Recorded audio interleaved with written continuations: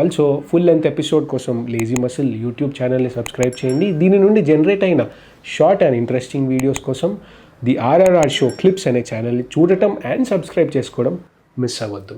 Video చూస్తున్నంతసేపు మీకు ఏమనిపిస్తుందో comment సెక్షన్లో చెప్పండి. సో ఈ హార్ట్ అటాక్ అనేది మనకు తెలియకుండా ట్రెడ్మిల్ చేస్తున్నప్పుడు కూడా కొన్నిసార్లు చాలామంది పడిపోయినారు కూడా. ఇవన్నీ చూసి వీడియోలో సోషల్ మీడియాలో ఇవన్నీ చూసి వ్యూవర్స్ అని కానీ ఎవరైనా ప్రజలకి ఏమనిపిస్తుంది అంటే జిమ్ చేస్తున్నా లేకపోతే ఎక్సర్సైజెస్ చేస్తున్నా వీటి వల్లే హార్ట్ అటాక్స్ వస్తాయి అంటే వాళ్ళని కూడా ఏం అనుకోలేము. ఎందుకంటే వీడియోస్ చూస్తుంటే వాళ్ళు ఏం చేస్తారంటే పరిగెత్తుతూ ఉంటారు, కూర్చోగానే పడిపోతారు, ఉన్నట్టుండి కొలాప్స్ అయిపోతారు. ఏదో ఎక్సర్సైజ్ చేస్తుంటారు, వెంటనే పడిపోతారు. వీటన్నిటి చూడడం వల్ల వాళ్ళలో ఏదో ఒక భయం స్టార్ట్ అవుతుంది. మీ ఒపీనియన్ ఏంటి దీనివల్ల? జిమ్ ద్వారా హార్ట్ అటాక్స్ వస్తాయా అనే దానిపైన? అంటే మనం ఒకటి ఇంపార్టెంట్ చూడాల్సింది ఏంటంటే రోజు ఎన్నో వేల మంది హార్ట్ అటాక్లతో చనిపోతుంటారు రోజు. కాకపోతే మీకు ఎక్కడ సీసీ కెమెరా ఉందో ఆ డెత్స్ మాత్రం మీకు బయట కనిపిస్తాయి. మీరు ఇంట్లో కూర్చోన్నారు, ఇంట్లో ఉన్న వాళ్ళలో హార్ట్ అటాక్తో చనిపోయే వాళ్ళు కూడా ఇదే రకంగా చనిపోతారు. సో ఇన్ఫ్యాక్ట్ మీరు జిమ్లో ఉన్నప్పుడు చనిపోయే వాళ్ళకన్నా ఇంట్లో ఉన్న వాళ్ళు ఎక్కువ మంది చనిపోతారు. ఎందుకంటే వేలాది మంది చచ్చిపోతారు. జిమ్లో ఉన్న ఎంతమంది ఇప్పుడు మీరు వీడియోలు చూసుంటారు, ఒక 10 మంది వీడియోలు చూసుంటారు. ఇవి మానిటర్డ్ అంటే ఖచ్చితంగా సీసీ కెమెరా పెట్టి మానిటర్ చేసినప్పుడు రేర్గా ప్రాబ్లం వచ్చినా కూడా అది హైలైట్ అవుతుంది. రెగ్యులర్గా బాత్రూంలో పడిపోయే వాళ్ళు పడిపోతూనే ఉన్నారు, వాళ్ళు మనకు కనపట్ల. సో అందుకని majority of the heart attack deaths సడన్గానే అవుతాయి. Majority of this heart attack sudden deaths ఏమీ చేయకుండా కామ్గా ఉన్నప్పుడే అవుతాయి. కాకపోతే జిమ్లో వచ్చేవి మనకి ఒక పెద్ద ఇంపాక్ట్ అనేది క్రియేట్ చేస్తాయి. ఎందుకంటే వీళ్ళు హెల్తీగా ఉన్న పీపుల్. ఇప్పుడు ఏదో హార్ట్ ప్రాబ్లం వచ్చి 2-3 అటాక్లు వచ్చి ఇంటి దగ్గర కూర్చొని టీవీ చూస్తున్న వ్యక్తి కాదు ఇతను ఫుల్ ఫిట్నెస్లో ఉండి యంగ్ పర్సన్ మీకు ట్రెడ్మిల్ చేస్తూ ఆగిపోయి సడన్గా కొలాప్స్ అయిపోతున్నాడు మనిషి. So it creates a big impact on people. So ఇట్లా ఏమైనా జరుగుతుందా? సో చాలామంది ఏంటి కోవిడ్ వచ్చిన తర్వాత లేకపోతే వ్యాక్సిన్స్ వేసుకున్న తర్వాత ఇట్లా వస్తుందా అని అడుగుతుంటారు. మీకు ఒక స్టడీ గురించి చెప్తాను. నేను అందరికీ చెప్తా ఉంటాను. ఇది 2014 నుంచి 2018 వరకు ఒక ఫీఫా అనేది ఉంటుంది, మీకు తెలుసు కదా, ఫుట్బాల్ సమాఖ్య.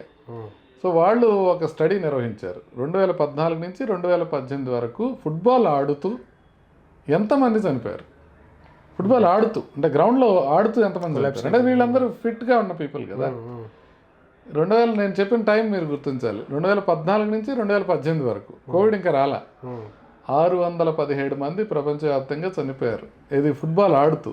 అంటే వీళ్ళు యూత్, ఫుట్బాల్ ఆడుతున్నారంటే 45 years ఉండవు కదా, యూత్, అది కూడా ఫిట్గా ఉన్న యూత్లో 617 మంది సడన్గా చనిపోయారు. బ్రిటిష్ మెడికల్ జర్నల్లో పబ్లిష్ చేశారు. నేను ఇది ఎక్కడ ఊరికే చెప్పండి. సో అంటే కోవిడ్ రాకముందు కూడా సడన్ డెత్స్ ఉన్నాయి. అప్పుడు కూడా చూసిన వాళ్ళకి మనకు తెలుస్తున్నాయి. అప్పుడు కూడా యంగ్ పీపుల్లో ఉండేవి. కానీ 2-3 కారణాల వల్ల ఇప్పుడు బాగా ఎక్కువైపోయింది. మానిటరింగ్ ఎక్కువైపోవడం, సీసీ కెమెరాస్ మనకి ఎక్కడ పడితే అక్కడ మానిటరింగ్ ఉండటం, సోషల్ మీడియా ఎక్కువైపోవడం. ఇప్పుడు జిమ్లో మీరు చెప్తున్న ఇన్సిడెంట్ని మీతో పాటు నాతో పాటు మొత్తం ప్రపంచం అంతా చూసుంటుంది అతను చనిపోవడం అనేది.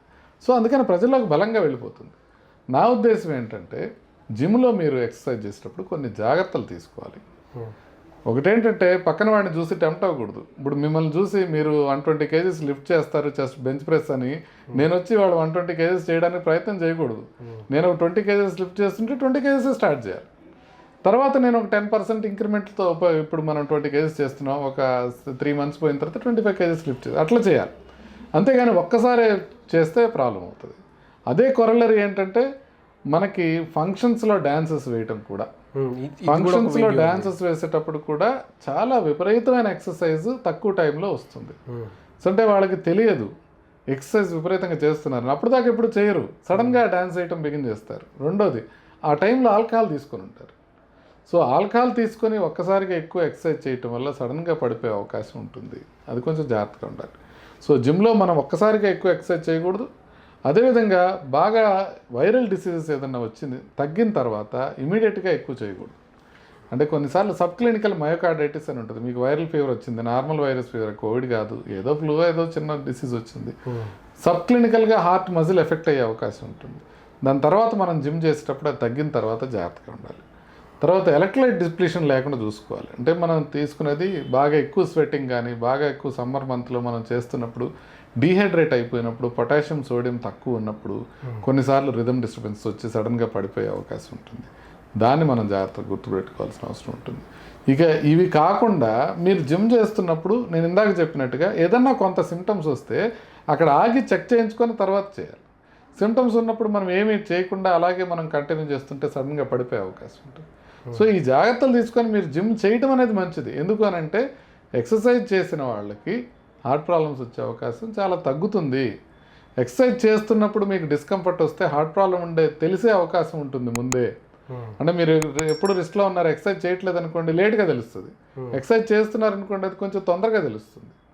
సో ముందే మనకి చెస్ట్ పెయిన్ కానీ బ్రీతింగ్ డిఫికల్టీ కానీ వస్తాయి. కాబట్టి ఖచ్చితంగా అందరూ ఫిజికల్ ఎక్సర్సైజ్ చేయాలి. ఇది ఒక వన్ ఆఫ్ ది లో కాస్ట్ ప్రివెంటివ్ మెషర్ అనమాట. ఎక్సర్సైజ్ చేయటం వల్ల హార్ట్ ప్రాబ్లం వచ్చే అవకాశం చాలా చాలా చాలా తగ్గుతుంది. సో మీకు అర్థమైంది. ఎక్సర్సైజ్ చేసేటప్పుడు వచ్చేది మీరు ఫర్ ఎగ్జాంపుల్ 1 మిలియన్ పీపుల్ మీకు జిమ్ చేస్తుంటే ఎనీ పర్టికులర్ డే బహుశా ఒకళ్ళు చనిపోతారేమో, కానీ ఈ మిలియన్ మందికి హార్ట్ ప్రాబ్లం వచ్చే అవకాశం ప్రతి నిమిషము తగ్గుతూ పోతుంది. కాబట్టి ఖచ్చితంగా ఎక్సర్సైజ్ చేయాలి. జిమ్స్ గురించి భయపడకండి. నిజంగా మీకు సిమ్టమ్స్ అట్లాంటివి ఏమైనా ఉంటే ఒకసారి పోయి నేను చెప్పాను టెస్ట్లు, ఒక ఎక్కువ ఒక ట్రెడ్మిల్, ఆ 2 చేయించేసుకోండి. నార్మల్ ఉంటే హ్యాపీగా జిమ్ చేసుకోండి. ఇప్పుడు కొంచెం ఇంటర్నల్గా వెళ్తే మీరు అన్నారు కదా, ఎక్కువ డ్యాన్స్ చేసినా సడన్గా లేదా సడన్గా ఎక్కువ హెవీ వెయిట్స్ లిఫ్ట్ చేసినా ఆగిపోయి పడిపోతారు అన్నట్టు, కొంచెంసేపు పడిపోతారు. ఇంటర్నల్గా ఏం జరుగుతుంది ఇంటర్నల్గా హార్ట్ వైజ్ ఇట్లా పడిపోవడానికి? చాలా గుడ్ క్వశ్చన్ అండి. అంటే ఇంటర్నల్గా ఏం జరుగుతుందంటే 2 రకాల ప్రాబ్లమ్స్ ఉంటాయి మనకి. ఒకటి గుండె రిథమ్ డిస్టర్బెన్సెస్ వచ్చి సడన్గా ఆగిపోవడం. అంటే గుండె ఇర్రెగ్యులర్గా కొట్టుకొని సడన్గా ఆగిపోతుంటుంది. ఈ ఎలక్ట్రోలైట్ డిస్టర్బెన్స్ వచ్చిన వాళ్ళకి, ఇట్లాంటి వాళ్ళకి కొంతమందికి కంజెనిటల్గా కొంత ప్రాబ్లం ఉంటుంది, బయటకు కనపడని ప్రాబ్లం. సో వీటిల్లో 4-5 చాలా ఇంపార్టెంట్ ఉంటాయి. HOCM అని, ARVD అని, షార్ట్ క్యూటీ అని, లాంగ్ క్యూటీ అని, బ్రుగాడా అని, CPVT అని కొన్ని రకాల జబ్బులు ఉంటాయి. ఇవి బయటకు కనపడవు, మామూలుగా ఉంటారు, మనలాగే ఉంటారు. సడన్గా వాళ్ళకి ఆ ప్రాబ్లమ్స్ ఉన్న వాళ్ళు ఎక్కువగా ఎక్సర్సైజ్ చేసినప్పుడు సడన్గా కొలాప్స్ అయిపోయే అవకాశం ఉంటుంది. ఇది రేర్. మరి కామన్గా ఎందుకు జరుగుతుంది అని అంటే, కామన్గా రక్తనాళం లోపల కొంత బ్లాక్ ఆల్రెడీ ఉంటుంది. ఆ బ్లాక్ ఉన్నప్పుడు అది కొలెస్ట్రాల్తో అది బ్లాక్ లాగా ఉంటుంది. ఒక రోడ్డు మీద స్పీడ్ బ్రేకర్ లాగా అనుకోండి, అలా కొంత బ్లాక్ ఉంటుంది. అది సర్క్యులర్గా ఊహించుకోండి. ఆ స్పీడ్ బ్రేకర్ని సర్క్యులర్గా ఊహించుకోండి, ఎందుకంటే రక్తనాళం సర్క్యులర్గా ఉంది. ఓకే. సో ఇటు సైడ్ మొత్తం రౌండ్గా బ్లాక్ ఉంది. సో ఇప్పుడు మీకు బ్లడ్ ఫ్లో వెళ్ళడానికి ఆల్రెడీ కొంత ఆటంకం ఏర్పడి ఉంది. కానీ బ్లాక్ ఎంత ఉందో 60% 70% ఉందనుకోండి, ఇంకా బ్లడ్ ఫ్లో వెళ్తా ఉంది నార్మల్గా. ఇప్పుడు సడన్గా ఒక్కసారిగా మనం ఎక్కువ వెయిట్ లిఫ్ట్ చేసినప్పుడు ఏమవుతుందంటే, ఆ స్పీడ్ బ్రేకర్ పైన అంటే ఆ కొలెస్ట్రాల్ బ్లాక్ పైన కొన్ని పగుళ్ళు ఏర్పడతాయి. సో ఎప్పుడైతే ప్రవహిస్తున్న రక్తం కొన్ని పగుళ్ళని అక్కడ మనకి కనపడతాయో, అక్కడ రక్త కణాలన్నీ ఆగిపోయి, ఇప్పుడు ఏదైనా చిన్న యాక్సిడెంట్ అయితే అందరూ నిలబడి చూసినట్టుగా అక్కడ ఇమ్మీడియట్గా బ్లడ్ క్లాట్ అయిపోతుంది. ఒక జామ్ ఎట్లయితే మన రోడ్డు మీద క్రియేట్ అవుతుందో యాక్సిడెంట్ జరిగినప్పుడు, అట్లా రక్తనాళంలో ఒక చిన్న యాక్సిడెంట్ అంటే పగులు రావటం వలన కొలెస్ట్రాల్ బ్లాక్ పైన ఆ రక్త కణాలన్నీ అక్కడ ఆగిపోయి చూడటం వలన అక్కడ రక్తం కంప్లీట్గా ఆగిపోతుంది. ఎప్పుడైతే రక్త ప్రసారం కంప్లీట్గా ఆగిపోతుందో గుండెలో మసిల్ డ్యామేజ్ అవుతుంది. ఎప్పుడైతే గుండె మసిల్ డ్యామేజ్ అవుతుందో అది ఇర్రెగ్యులర్గా కొట్టుకొని ఆగిపోయే అవకాశం ఉంటుంది. సో ఇది దానికి జరిగే మెకానిజం. ఇది హార్ట్ అటాక్ అంటే ఇది. ఇంకొక టర్మ్ వింటూ ఉంటాం దీనికి సిమిలర్గా, కార్డియాక్ అరెస్ట్. నేను ఇందాక చెప్పాను కదా, ఒక నార్మల్గా ఉంది. కార్డియాక్ అరెస్ట్ అంటే గుండె ఇర్రెగ్యులర్గా కొట్టుకొని లేకపోతే ఫాస్ట్ కొట్టుకొని ఆగిపోవడం. గుండె ఆగిపోవడాన్ని కార్డియాక్ అరెస్ట్ అంటాం. అంటే కార్డియాక్ అరెస్ట్ వచ్చిన వాళ్ళు మీతో మాట్లాడట్లా, కింద పడిపోయి ఉన్నారు.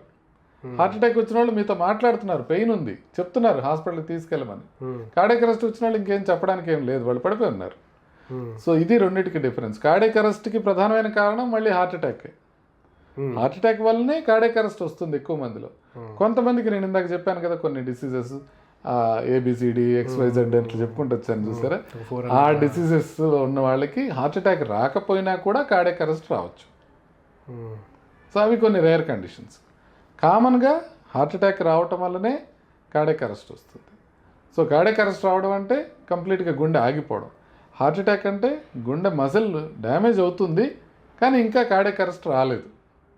కార్డియాక్ అరెస్ట్కి ముందు స్టేజ్ హార్ట్ అటాక్.